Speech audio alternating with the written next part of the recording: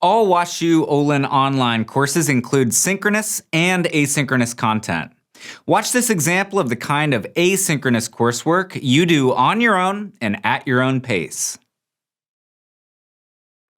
One of the easiest things you can do to add value to a team is proactively create opportunities for learning. Helping a team actively learn positively impacts all three dimensions of team effectiveness. Through learning, teams can improve their coordination and deliver higher quality work products, something that's necessary for exceeding stakeholders' expectations.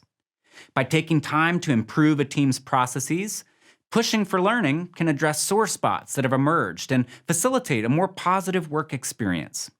And actively creating space for reflection is obviously an essential activity for promoting both individual and collective growth and development. A postmortem, also called a debrief, is an invaluable activity for enhancing the degree to which a team grows, develops, and learns over the course of time. Postmortems are common and routine activities in many organizations, especially those that are engaged in difficult, complex, and dangerous tasks. For example, a routine practice in hospitals and healthcare organizations is the Morbidity and Mortality Conference. In a morbidity and mortality conference, physicians present and discuss cases that had unfavorable or unexpected outcomes. Another example is the after-action review, which is commonly used by military units. In an after-action review, team members gather after a mission to review how it went and surface opportunities to do things more effectively in the future. A critical element of both of these practices is a focus on learning.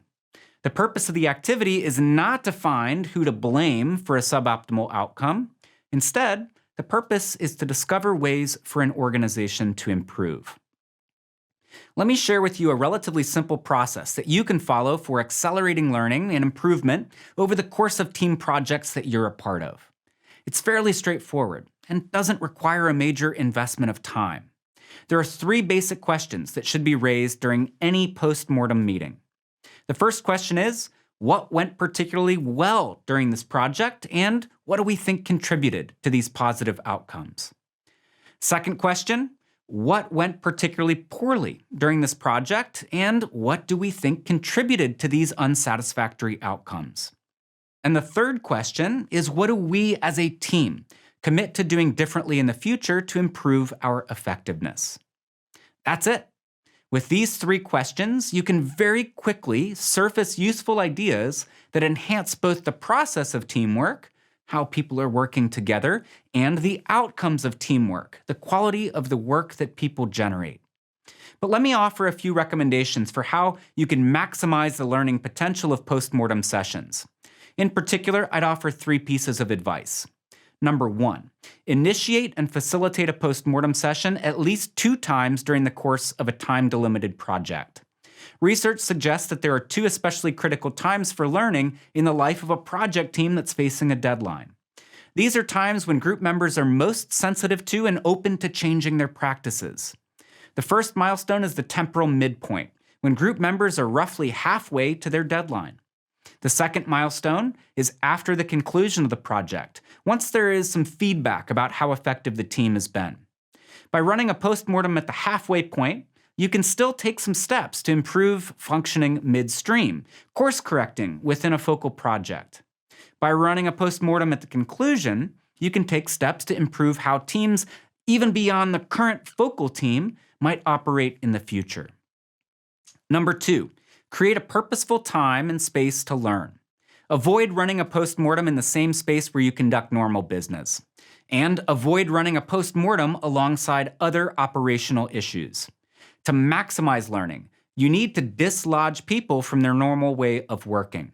Changing their physical space and explicitly dedicating the time to learning and improvement can help people think more critically and freely. It can also help people react less defensively. Number 3, cultivate a climate of psychological safety. Psychological safety is kind of like a team-level version of trust. It's the extent to which a social context is safe for interpersonal risk-taking. When people feel psychologically safe, they're comfortable admitting errors or mistakes that they've made. They're also willing to suggest ideas that are maybe a little bit weird or a little bit different from what the team typically does. And they are okay. They're okay being viewed by their other teammates as being a bit different. Research has found that teams high in psychological safety are more creative, generally make better decisions, and are more effective in learning and adapting to new situations.